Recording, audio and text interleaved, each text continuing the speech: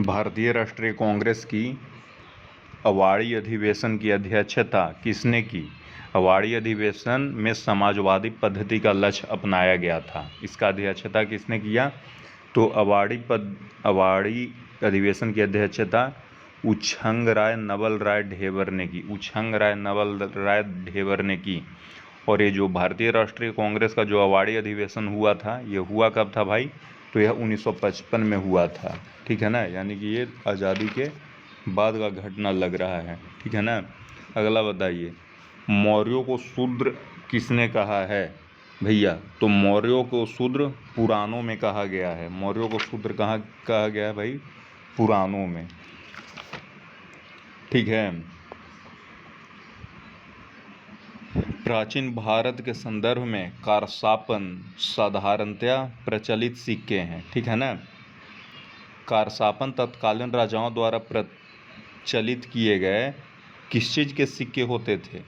तो कारसापन तत्कालिक राजाओं द्वारा प्रचलित किए गए सोने और चांदी के सिक्के होते थे। ठीक है ना। अब ये बताइए, जो हड़प्पा था वो किस नदी के तट पर था? तो हड़प्पा रावी नदी के तट पर था। हड़प्पा रावी नदी के दाहिने तट पर था कि बाएं तट पर था? तो हड़प्पा रावी नदी के बाएं तट पर था। ठीक है ना। अगला, किताबुल हिंद का लेखक कौन था? तो किताबुल हिंद का लेखक अलबरूनी था। ठीक है ना। अगला सवाल देखते हैं। सवाल जल्दी जल्दी देखना है। सीमांत क्षेत्र के उग्र निवासी जिन्होंने महमूद गजनवी तथा मोहम्मद गौरी दोनों के लिए समस्या पैदा की थी, क्या कहलाते थे? तो भैया ये सब खोखर कहलाते थे। जो खोखर थे सीमांत क्षेत्र के उग्र निवासी होते थे और महमूद गजनवी तथा मोहम्मद गौरी दोनों के लिए समस्या पैदा किए करते थे। अच्छा, पंजाब में खोखर जाति ने मुल्तान के किस सूबेदार को प्राप्त किया तथा क्या जीतने का प्रयत्न किया? तो पंजाब में खोखर जाति ने मुल्तान के सूबेदार को परास्त करके लाहौर को जीतने का प्रयास किया। किसे जीतने का प्रयास किया भाई? लाहौर को जीतने का प्रयास किया। ठीक है ना। राष्ट्रकूट शासक कृष्ण तृतीय ने चोल युवराज राजादित्य को किस लड़ाई में पराजित किया? तो राष्ट्रकूट शासक कृष्ण तृतीय ने चोल युवराज राजादित्य को तक्कोलम की लड़ाई में पराजित किया। तक्कोलम की लड़ाई किसके बीच हुआ भाई? तो कृष्ण तृतीय और चोल के बीच में। कृष्ण तृतीय कहाँ का था? राष्ट्रकूट का था। और जो चोल के बीच में हुआ, तो चोल का युवराज कौन था? तो राजादित्य था। और ये तक्कोलम का लड़ाई हुआ कब? तो ये लड़ाई हुआ 949 में। कब हुआ? 949 में। फारस के दूत किस दूत ने 1443 ईस्वी में विजयनगर की यात्रा की? तो फारस का दूत अब्दुल रज्जाक ने 1443 ईस्वी में विजयनगर की यात्रा की। अब्दुल रज्जाक कहाँ का दूत था? फारस का दूत था। अब्दुल रज्जाक ने विजयनगर की यात्रा कब की? तो 1443 में किया अब्दुल रज्जाक ने। ठीक है ना। अगला सवाल, किसके अनुसार सीरिया के राजा एंटियोकस ने डायमेकस नामक अपना राजदूत बिंदुसार की राजसभा में भेजा था? तो स्ट्रैबो के अनुसार सीरिया के राजा एंटियोकस ने डायमेकस नामक अपना राजदूत बिंदुसार की राज्यसभा में भेजा था।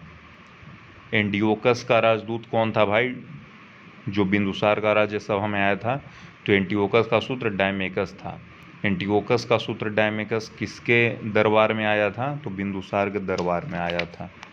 ठीक है ना। हरिपुरा, जहां भारतीय राष्ट्रीय कांग्रेस का 1938 में अधिवेशन हुआ था, कहाँ स्थित है? तो हरिपुरा गुजरात में स्थित है।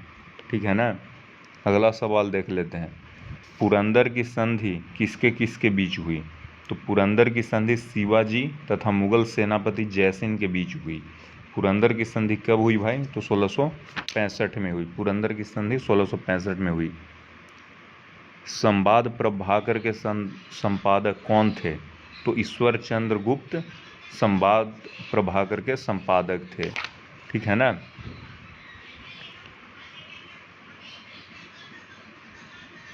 बुध की विमाता डैश ने भिक्षुनी बनने की आज्ञा चाही।